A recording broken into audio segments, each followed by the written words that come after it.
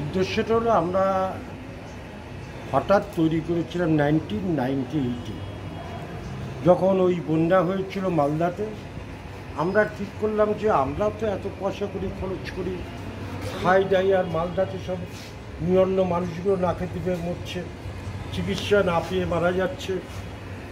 আমরা এক্ষুনি একটা কিছু আমাদের করতে হবে। সঙ্গে সঙ্গে আমরা যে রেস্টুরেন্টে খাচ্ছিলাম, অর্থাৎ ব্যারাকপুরের সেই ইটভাটার যে বাংলো, সেই বাংলোতে আমরা একটা পিকনিক করছিলাম।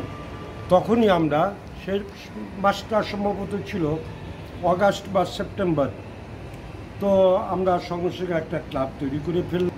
সেই তৈরি করার পরে আমরা নিজেরাই পয়সা দিয়ে, কেউ 2000, কেউ 5000, কেউ 10,000 তখন দিয়ে আমরা মালপত্র কিনলাম। অর্থাৎ বিস্কিটের বিনা পয়সায় দিয়েছিল, প্রায় কয়েকশো প্যাকেট বিস্কুট দিয়েছিল ব্রিটানিয়া কোম্পানি, আর কাপড় চোপড়। আর যেটা পেলাম, আমি যেহেতু ইনকাম ট্যাক্স অফিসে চাকরি করতাম, আমার বন্ধুও চাকরি করতো একটা জায়গায়, সেটা ছিল হলো সেই ইনকাম ট্যাক্স অফিসের, সেটা ছিল ওই ডক্টর সেল, অর্থাৎ যেখানে মেডিসিন কোম্পানিগুলোও আছে। এত ওষুধ দিয়েছে যে আমরা সেই জামা কাপড়, খাবার দাবার, শুকনো খাবার, সেগুলো নিয়ে আমরা মালদার উদ্দেশ্যে রওনা হলাম।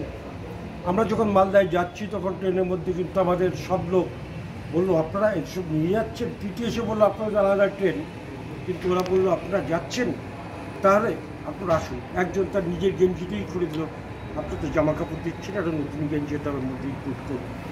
আমরা মালদা যাওয়ার পরে মালদা স্টেশনে আবার মালপত্র নামানোর পরে ডিএমের লোক ওখানে ছিল, তারা বললো, মালপত্র আমরা পাহারা দিচ্ছি, আপনারা ফ্রেশ হয়ে নিন, আসুন, ডিএম গাড়ি পাঠাবে একটু। ডিএম গাড়ি পাঠানোর পরে আমরা ওষুধগুলো দিলাম হলো মিল্কি হসপিটালে।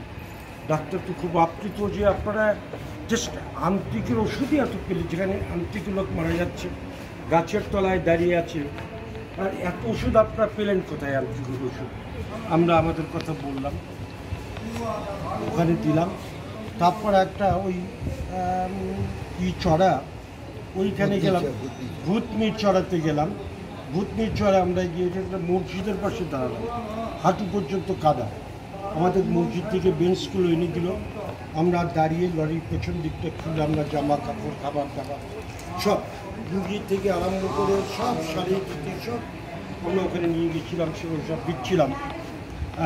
দেওয়ার পরে অনেক বেঁচে গেল, সেগুলো আবার ওখান থেকে এলাম। হাই রোডের উপরে কতগুলো ক্যাম্প পড়েছিল, হাই রোডের ক্যাম্পের উপরে যখন দিলাম, ক্যাম্পের ওখানে দিচ্ছি, একজন পঞ্চায়েতের প্রতিনিধি, পঞ্চায়েত সমিতির প্রধান ভদ্রমহিলা, তিনি বললেন, আমাদের পাড়ায় কতগুলো গরিব লোক আছে, তাদের জন্য কয়েক প্যাকেট বিস্কুট দেবেন। আমরা দিলাম কয়েক প্যাকেট বিস্কুট। আমাদের সামনেই দেখলাম ভদ্রমহিলা নিজের শাড়িটা শুধু টেনে ধরে দাঁড়িয়ে আছেন, যে শাড়িটা খুলে না যায়, কেন সঙ্গে সঙ্গে লুট হয়ে গেল, বাচ্চারা এসে সেসব বিস্কুট টিস্কুট নিয়ে উঠবে। সেই আমাদের শুরু। তারপরে পশ্চিমবাংলায় বিভিন্ন জায়গায় যে বন্যা হয়েছে, খরা হয়েছে, প্রাকৃতিক দুর্যোগ হয়েছে, সেসব জায়গায় আমরা আমাদের ত্রাণ নিয়ে পৌঁছে গেছি। সেখানে আমাদের যারা সদস্য, তারা সবাই মিলে কিন্তু ওই কোথায় জল ঝড়, কোথায় কাদা, সেসব আমরা কিন্তু তার মধ্যে দিয়ে গিয়ে সাহায্য করেছি।